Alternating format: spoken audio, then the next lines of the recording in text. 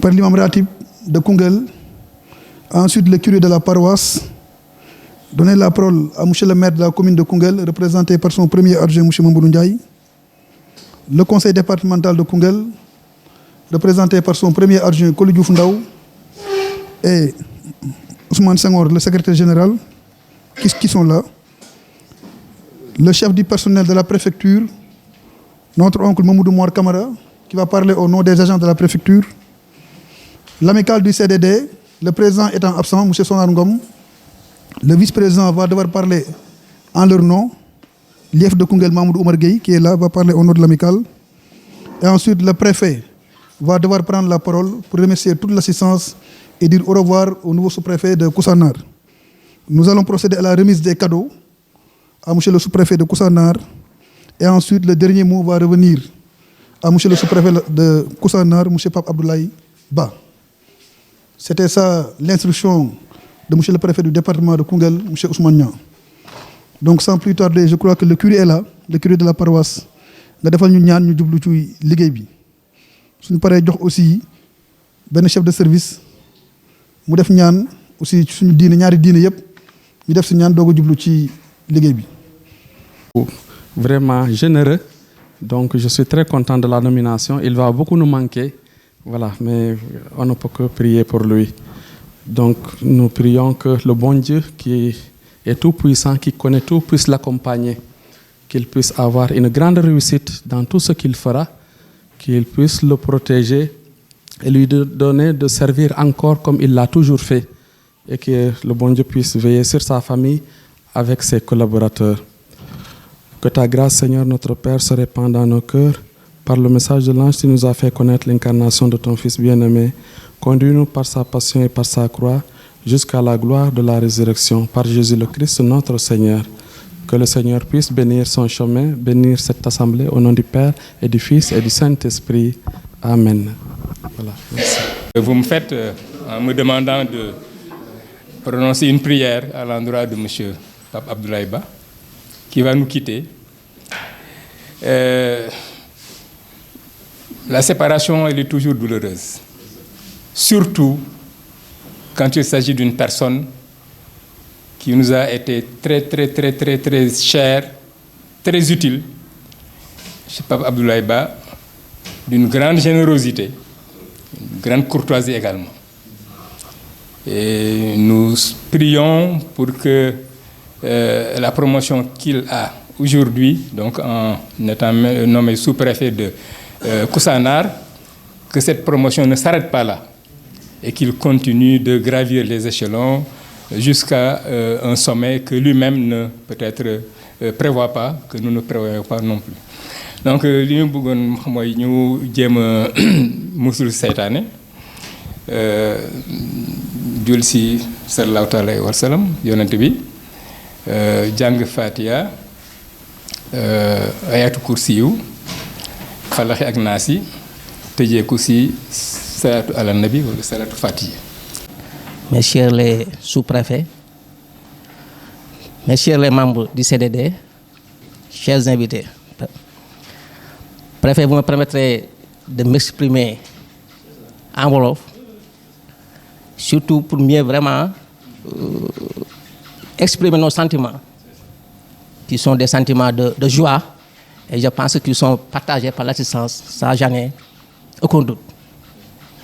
Donc, gannaaw bu ñu nuyoo ñëpp di jël si nuyoo monsieur le préfet du département, di nuyu les sous-préfets, di nuyu monsieur le sous-préfet de Koussanar, Pape Abdoulaye Ba, di nuyu les chefs de service, le président du conseil départemental, représenté par notre oncle Senghor et le vice-président, de nuyu toute l'assistance, di leen jottali nuyu monsieur le maire de la commune de Koungheul, Aliou Badara Ly.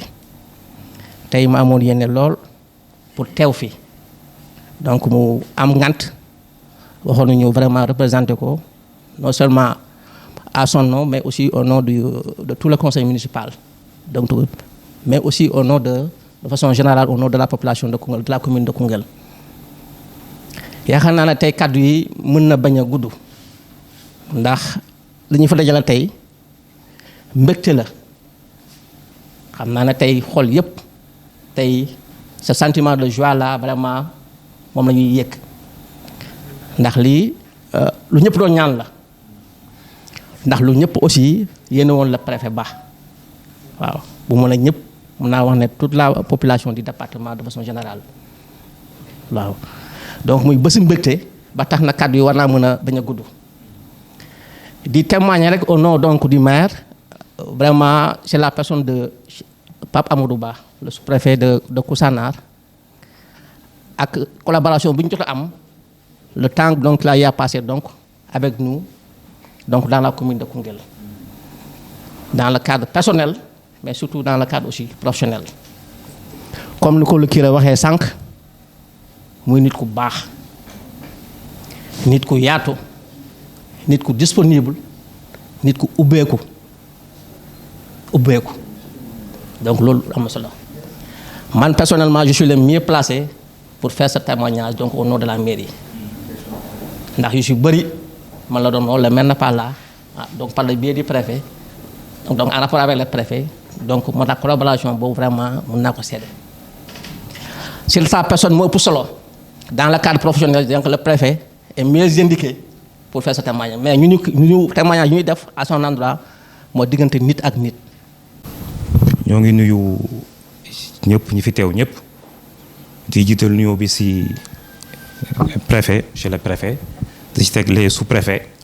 di nuyu également le maire de la commune de Koungheul di nuyu tous les chefs de service ici donc présents ci turu madame la présidente du conseil départemental madame Sos Diop Thion ñoo ngi jël fii tey kaddu ci ndaje mi tey muy ndaje moo xam ne vraiment comme ni ko monsieur le maire waxee ndaje bànneex la wante tamit ndaje naxar la nu mu nekkee bànneex moom mooy ki nga xam ne moom moo waral mbir mi di préfet monsieur Ba nit la koo xamante ni wax dëgg yàlla comme ni ko ñëpp xamee nit ku baax la finalement sax man ñëpp dañoo jàpp ne Koungheul la dëkk ñëpp la sequ nag jàmm ñëpp la amoon ak jàmm nit ku amoon ouverture la nit ku yaatu la woon koo xam ne vraiment amuloon xaar ma yàlla ak kenn bésu naxar la également parce que donc day quitter day dem bàyyi ñu fii mais bànneex la parce que promotion moom la am kon si turu madame la présidente madame la présidente nee na wax dëgg yàlla moom tey su taxatoon ak li mu génn Sénégal tey moo doon ñëw teewee bés bi ngir li mu sekk moom ak monsieur le préfet donc Pape Abdoulaye Ba nee na wax dëgg yàlla moo ngi koy féliciter di koy gërëm di koy sant si turam ak turu l'ensemble des conseillers donc qui composent donc le conseil départemental mais également donc le personnel qui compose donc le conseil départemental vraiment moo ngi lay ñaanal moo ngi lay sant di lay gërëm di lay ñaanal fi nga jëm vraiment soo demee nga fekk fa jàmm soo demee nga am fa salaam soo demee vraiment mboolem loo xam ne danga ko mébétoon soo demee sa mébét dépassé foofu kàddu yooyu la xoon si gàttal ne su ñëwee ñu jottali ko nee na moo ngi sant ñëpp di gërëm ñëpp leen ñun nag personnellement témoignage boo xam ne ñun dañ koy def personnellement comme ni ko monsieur le maire waxee kii wax dëgg yàlla moom nitu ñëpp la woon te tey balaa nga doon xam ne nitu ñëpp la woon tey ñu bañoon ko defee fii parce que fii c'est un peu étroit te suñu ko defee woon par exemple si salle bu gën a yaatu fii wala espace bu gën a yaatu fii Koungheul kenn du des parce que liggéey na ko fii ji nañu ko parce que nit ñi tamit kenn moomu leen nit mën nga ko ëpp njàng mën nga ko ëpp xaalis mais fulla ak fayda kenn ku nekk yaa ko moomal sa bopp nit ñi soo leen yëgee rek ñu yëg la soo leen yëgulee également ñoom tam duñu la yëg te vraiment moom lim ji nit ñi vraiment lu baax la kàddu yooyu daal lañ bëggoon yëkkati si turu madame la présidente ak l'ensemble donc des conseils du conseil départemental ñoo ngi sant ñëpp di gërëm ñëpp asalaamaaleykum wa rahmatullah di nuyu monsieur le maire le président du conseil départemental les chefs de service ak ñëpp bàyyiwuma kenn comme ni ko ñi ma jëkk a wax prédécesseurs yi li ñu wax rek daanaka wax ji day nekk répétition mais nag comme nee nañ la répétition est pédagogique duñ ciy jaaraat mooy ndaje bi li ñu fi dajale tey ndaje bànneex la wax dëgg yàlla kontaan dañoo kontaan suñu xol yi dafa sedd Koungheul yëpp nag dañoo amoon yéene vraiment ñaanal Papa Abdoulaye Ba promotion donc yàlla indi na ko tey yàlla nag lu jot mu def waaw lu jot rek mu def li ñuy ñaanal Papa Abdoulaye Ba mooy fa mu jëm yàlla na fa am jàmm ju wér ñun nag fii au niveau de la préfecture ñun le personnel man maay wax ci seen tur ñun ak Pape Abdoulaye Ba li liggéey nañ defe naa man bi fii ñëw boobu ak léegi est-ce que si je me rappelle foog naa fin de 2018 loolu waaw voilà 5 ans liggéey nañ ko ak moom donc jàmm ak salaam rek lañ séq ak moom ak liggéey jaarale ko ci yoon mu nekk ku mun a ñemee liggéey nag franchement loolu moom sax man xam naa ne préfet moo ciy jaar mais ñun nekkoon nañu ak moom yàgg nañoo nekk ak moom di liggéey mosuñu am ak moom benn xaar ma yàlla jàmm ak salaam lañ séq ak moom ak liggéey ju rafet bu sell personnel bi yëpp donc kontaan nañ gërëm nañ la sant nañ la ñu ngi lay ñaanal li gën ci yow yàlla na la ko yàlla defal parce que loolu moo jar a ñaanal nit booy ñaanal nit ñaanal ko li gën ci moom parce que léegi-léegi nit a ngi yóotu dara jot ko fekk du gën ci moom yow nag li gën ci yow yàlla na la ko yàlla defal ko sa njaboot defal ko mbépp mbooloo mu jullit ñu tekk fii yëpp donc personnel bi daal kontaan nañ ci yow amuñ sa fay te nag ñun ak yow la bàyyiwuñ la ba léegi de parce que yaa ngi Koussanar ñun tam ñu ngi Koungheul mais du tere dañuy jokkoo ak yow di demlante ak yow voilà loolu laa amoon lu ci wax ngeen baal ma xam merci beaucoup. Du département de Koungheul, messieurs les sous-préfets, monsieur le représentant du président du conseil départemental, monsieur le maire de la commune de Koungheul, chers invités, chers chefs de services départementaux et coordonnateurs projets et programmes, membres du CDD. Je voudrais, à l'entame de mes propos, rendre grâce à Dieu, le Tout-Puissant, qui nous a permis de nous retrouver ce jour, 18 janvier 2024, pour honorer un des nôtres promis sous-préfet de l'arrondissement de Koussanar. Je veux nommer l'adjoint au préfet de Koungheul, Papa Abdoulaye Ba. C'est pour moi un honneur et un privilège de prendre la parole en ma qualité de vice-président de l'amicale du CDD pour porter la voix des membres pour un exercice aussi convivial et teinté d'émotion. En effet, la cérémonie de cet après-midi, de haute portée symbolique, revêt un caractère à la fois solennel et émotionnel. Mesdames, Messieurs, chers invités, cette cérémonie est solennelle parce qu'elle marque la fin du séjour de M. Papa Abdoulaye Ba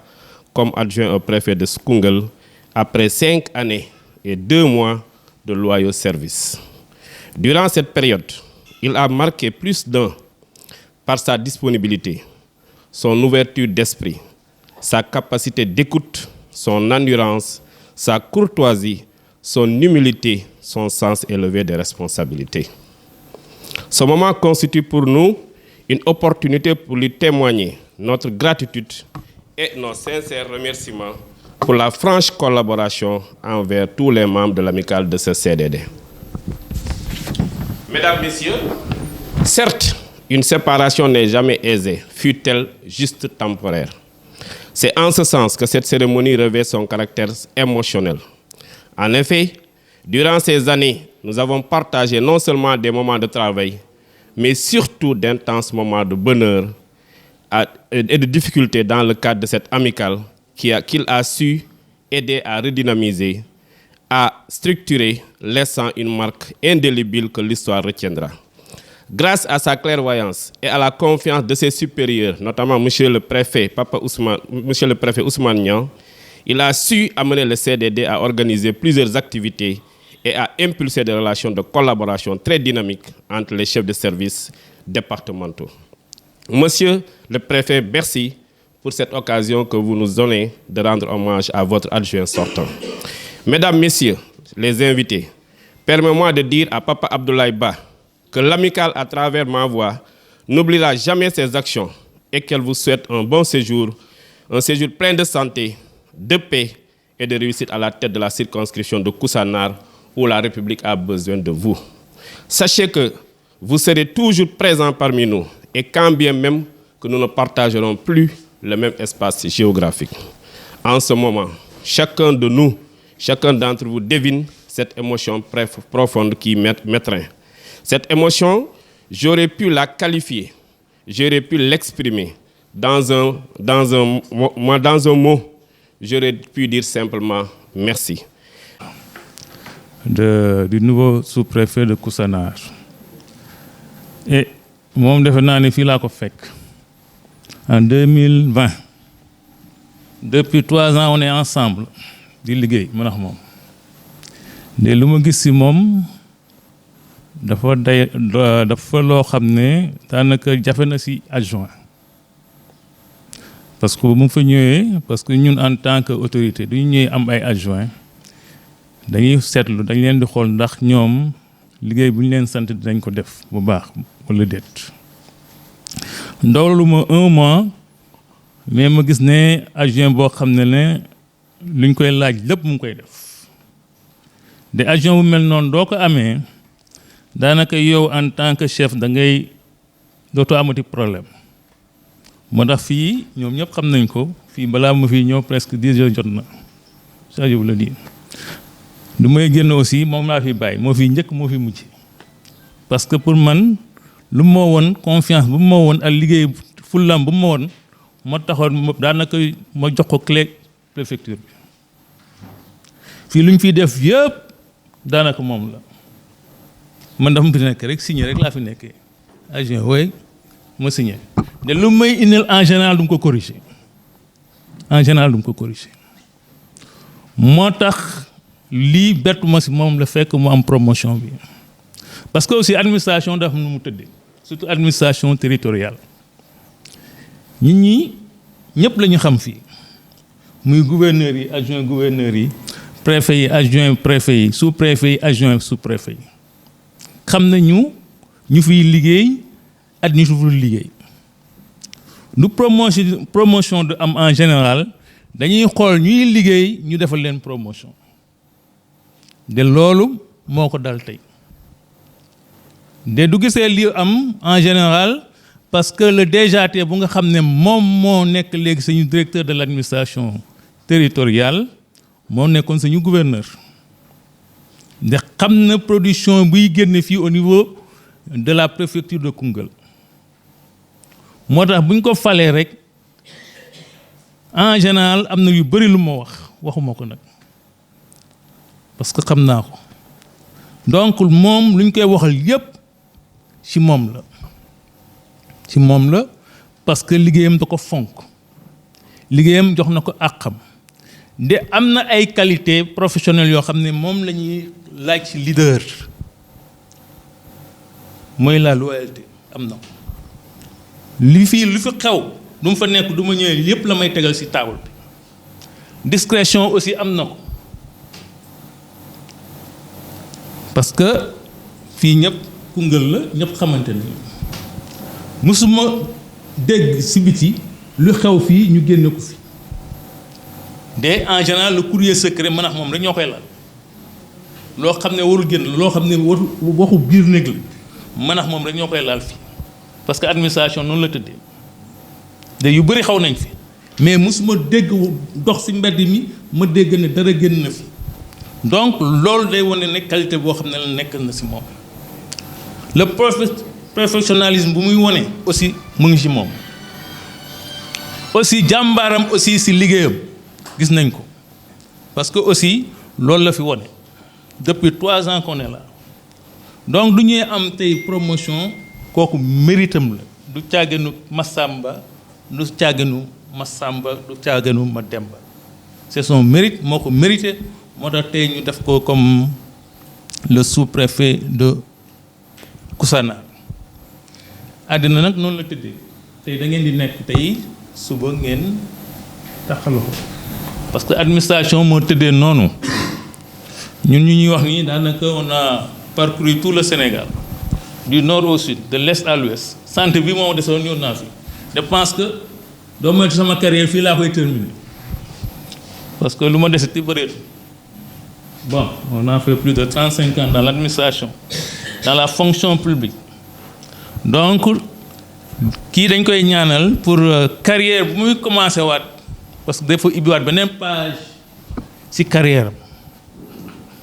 mooy léegi dafa nekk autorité administrative boo xam ne dafa titulaire mu war a gérer ji benn arrondissement. de nit ñi aussi duñ lay jox promotion duñ lay xool ban capacité nga yor pour ñu jox la département wala arrondissement parce que arrondissement yi ak région yi ak département yi dañu wuute. am na yu ngand am na yu tuuti am na yu compliqué am na yu compliqué wu ne nit ñi aussi dañuy xam moom arrondissement bi ñu ko jox daanaka mooy arrondissement bu gën a ngand dans la région de Tambacounda Koussanar. Donc loolu day wone ne moom nit ñi dañ ko wóolu le niveau supérieur dañ ko wóolu tax jàmbaarteem loolu nag lu ngeen fi wax yëpp dégg nañ ko donc jarutul guddal en tout cas ñun dañ koy ñaanal rek di ko souhaiter que vraiment fu muy jëm mu am fa ay promotion yu dul jeex ak beaucoup de succès di ko ñaanal aussi njabootam bi ñu accompagner ko di ko wax daal ñun ñu ngi sa ginnaaw en tout cas lu ñu woon fii dal na sañu xel de ñu ngi lay sant di la gërëm aussi si liggéey bu ngi fi liggéey nag daanaka dañuy wax ne liggéey bi liggéey administration mais aussi sa liggéey la parce que nit ki aussi loo liggéey rek loolu lañ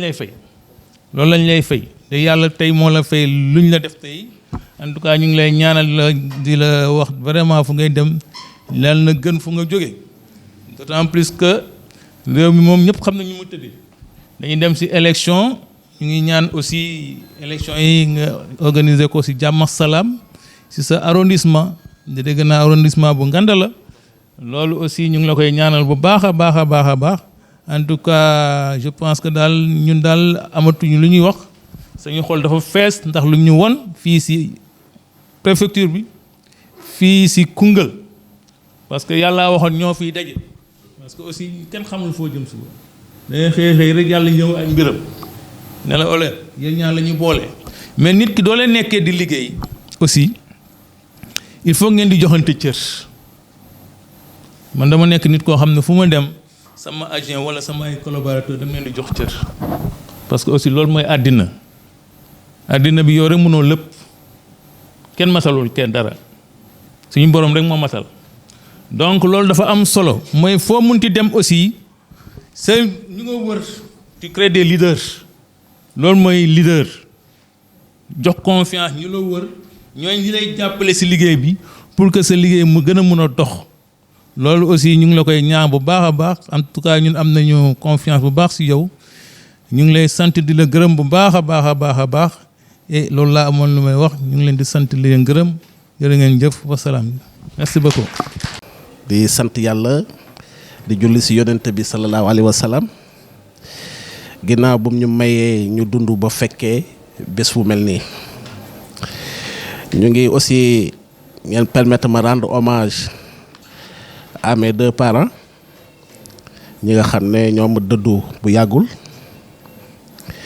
mu wane ne bés bi ñoom suñ ko fekkee woon ci lay gën a neex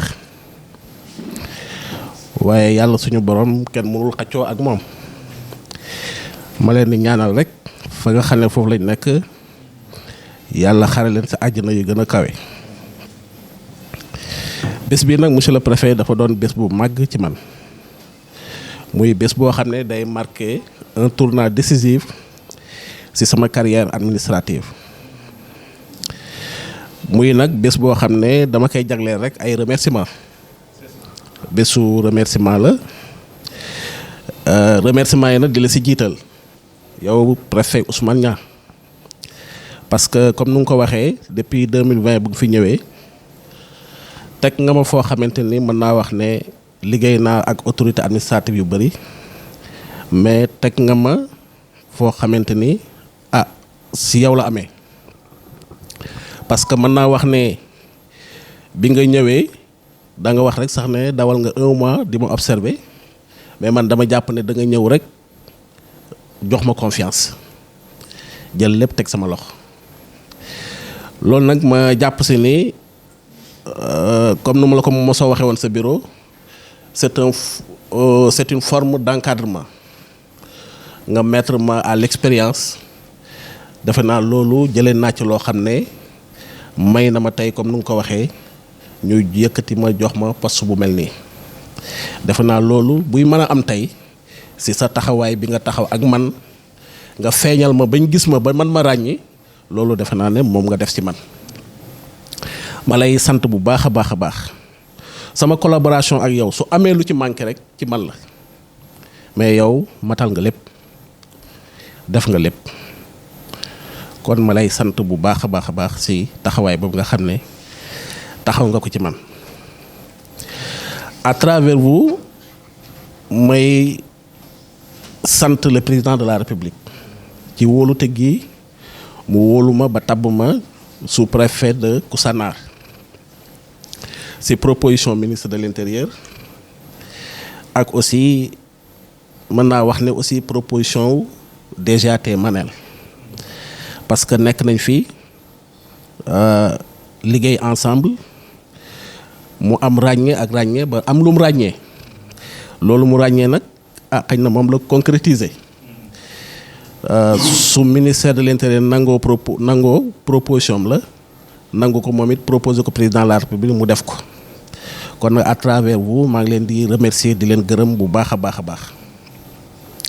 À travers vous aussi maa ngi remercier sous-préfet yi nga xam ne yëpp liggéey naa ak ñoom fii ci département Koungheul muy Amdi Moustapha Ba fii laa ko fekk waaye bàyyi naa ko fi fii laa ko fekk di c'est le doyen di aussi sama goro parce que aussi dëkkam laa jëlee jabar ñoom ñoo ma may soxna. donc ma fekk ko fii aussi mu tete ma ñu ànd liggéey bu rafet donc Amdi Moustapha merci beaucoup di remercier aussi sous-préfet Salif bi mu fi ñëwee yàggul sous-préfet de Missirah Wadène yàggul waaye moom itamit wax dëgg yàlla taxaw na ak man taxawaay boo xamante ni jox na ma cër nangul ma liggéey bi ba wax dëgg yàlla ñu liggéey bu am solo dañuy communiquer toujours di waxtaan di sottante xalaat ci dossiers yu bëri léegi-léeg sax nga sant ma dara ma xaw si jaaxle tuuti génn woo leen laaj leen seen avis seen xalaat parce que aussi ku la njëkk ci responsabilité rek am na yu sew yoo xam ne moo la koy gën a xam donc ñoom it ouverture boobu ñu nekkoon ko ak man ba tax na su ma amee faay sax sama faay doo ko gis parce que damay yoot nànk woo leen ñoom concerto ak ñoom laaj leen seen xalaat ci dara ñëw def indil la bu ko defee nga avaliser doo ci dindi dara kon ñoom aussi maa ngi leen di sant di remercier aussi Leyti bi nga xam ne moo fi mujj ñëw moom aussi depuis qu'il est là wax dëgg yàlla dafa ñëw rek dawal collaboration bi donc moom tamit maa ngi koy sant bu baax a baax a baax à travers ñoom aussi may sant ñi nga xam ne jaar nañ fi avant vous liggéey naa ak Abdou Khadir Ndiaye moom itam bu ma ñëwee mu dalal ma Koungheul wax dëgg yàlla moom it maa ngi koy gërëm di ko sant parce que liggéey naa ak moom liggéey bu rafet ba mu jógee fi ñu gunge bu rafet ba bu mu fiy jógee wax dëgg yàlla jàmm ak salaam rek lañ fi jógee la fi jógee kon moom itamit maa ngi koy remercier ci formation bi nga xam ne aussi moom itam def na ko ci man. di nuyu aussi sous-préfet yi nga xam ne aussi jaar nañ fi ma liggéey ak ñoom aussi ku mel ni Ibra Gueye bu Missirah Wadène woo na ma moom ci boppam le premier jour la ma woo félicité ma remercié ma wan ma mbégteem kontaanteem ne ma lii dañ koy yéene woon buñ sañoon sax si suñ kanam lay amee le doyen Léopold Diouf bu Lour Escale moom it le même jour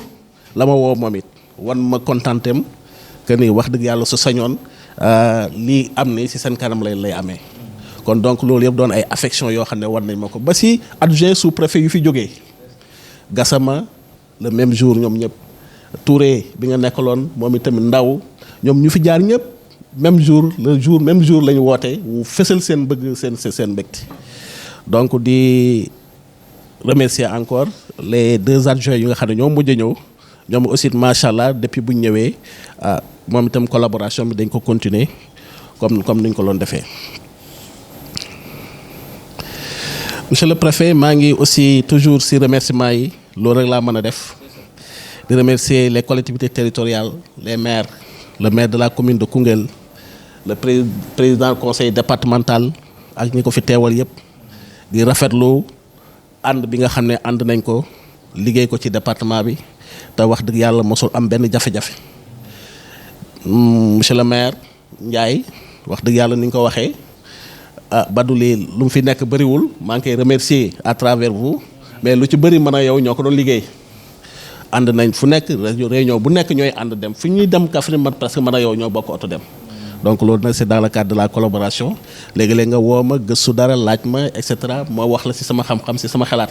te danga ma ko day nangul di remercier aussi président du conseil départemental Socé nekkul fi tey mais woo na ma envoyé na ma message WhatsApp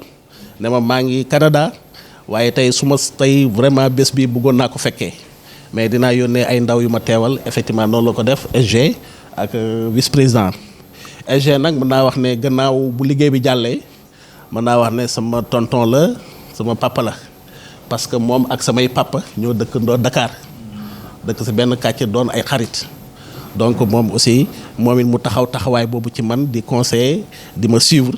donc ñu dénk ma ko parce que ñooñu dañ naan la dénk nañ la suñu doom moo fa nekk donc taxawaay boobu aussi mu continuer di ko taxawee ak man donc moom aussi maa ngi koy remercier bu baax a baax a baax di remercier aussi les maires sortants yu fi génn ku mel ni Mayacine Camara wax dëgg yàlla ànd nañ ànd boo xam ne man ak moom suñuy rapport nekkutoon ay maire préfet mais sama mag moo ma boole ak moom ne ko teg naa ko ci sa loxo koo xam ne ñoom ñaar ñoo bokk ndoor génn ndoor ENEA bokk ministère des finances mu doon xaritam benn bakkan moo ma boole woon ak moom Mayacine aussi taxawaay boobu relation boobu la doon dawal ak man dafa ma la wax ne yow xooluma la xoolu préfet yow sama rakk nga donc noonu laa dundee ak moom ba mu fiy jógee moom tamit wax dëgg yàlla maa ngi koy remercier lii aussi yéene woon na ko jéem na ko ut na ko yéene na ko ba tey am na moom it le même jour la woote félicité ku mel ni aussi le ministre Assane Diop aussi maa ngi koy remercier bu baax a baax moom aussi li ma booleeg moom premier jour la ñëw sama bureau gis ma teg sama diplôme professionnel muy signature am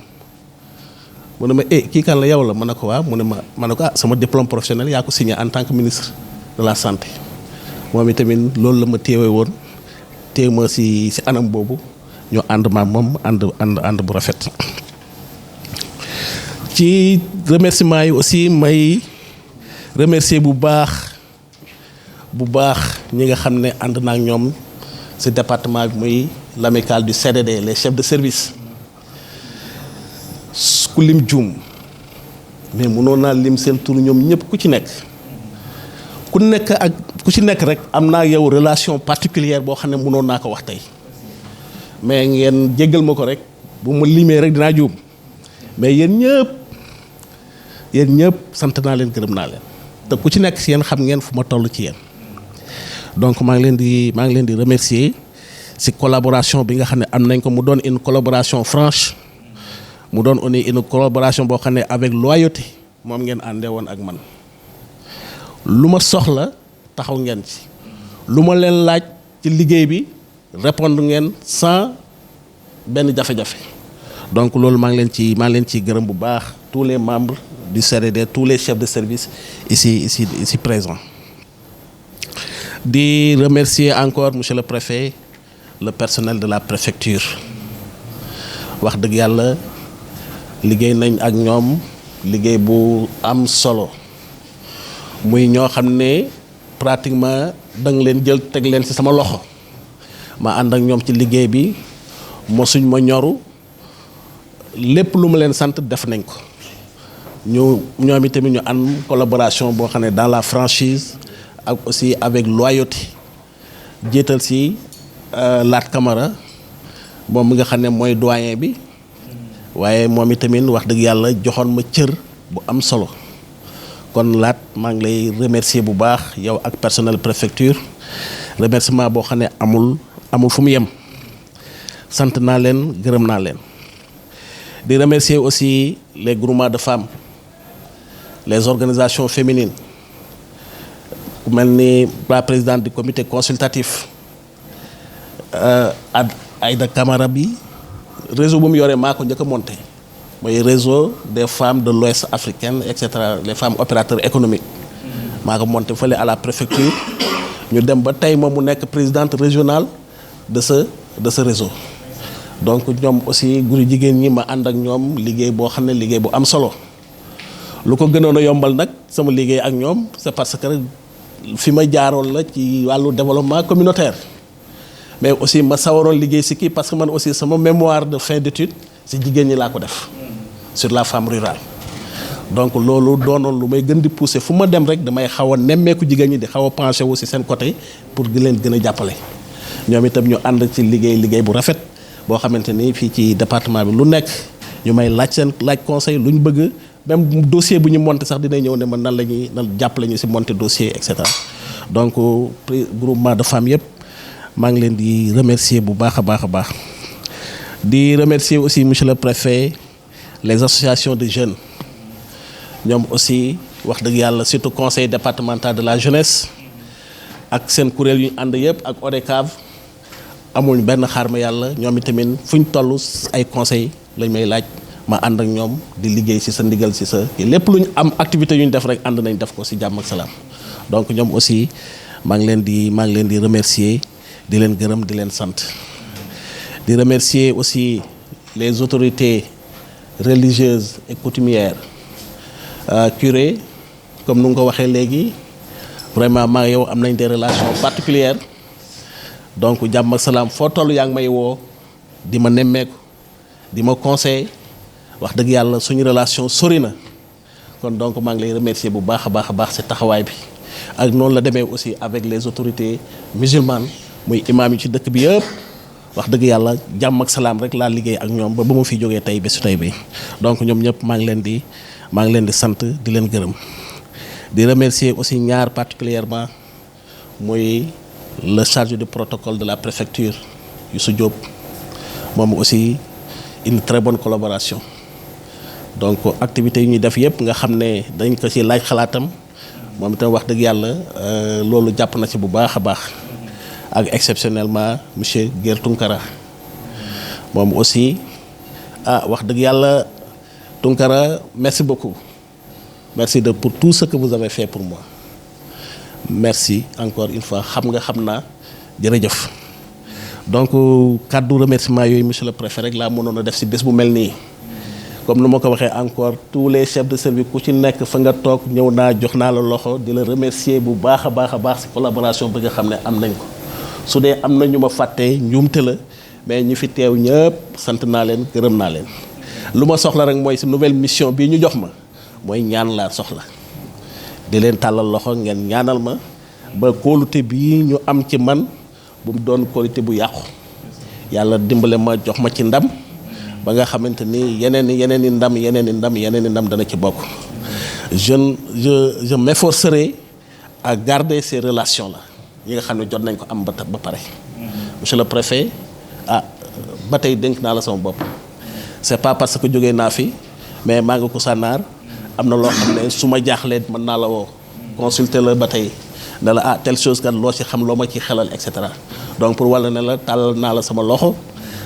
dee ma nemmeeku di xam ci lan laa nekk man it fu ma toll di la woo di la wax ci la ma nekk fu ma jaaxlee mën a am foo nit day am wéeruwaay nit boo amul wéeruwaay rek da ngay am tolof donc yow bokk nga ci samay wéeruwaay bis ni ki tey parce que fi nga jaar ak man moo tax il faut que man nangu nga doon sama wéeruwaay parce que koo wóolu bàyyee ko lépp ngeen liggéey pendant 3 ans presque amul benn xarma yàlla bu mos a am suñu diggante nee naa la sax bu amee lu ci xaw a doy waar xañ na ci man lay doon sax mais nekkul ci yow kon nag jàppal ne ba tey bokk nga samay wéeruwaay fu ma jaaxlee dinaa la woo consulter la dans le cadre du travail pour que nga gën ma jàppale à distance pour que liggéey bu ñu kii maa ngi dem na mais njaboot gaa ngi fi ba tey ma famille est toujours là dama leen fi bàyyi pour ñu terminer année scolaire bi kon donc ngeen sàmmal ma leen ngeen seetal ma leen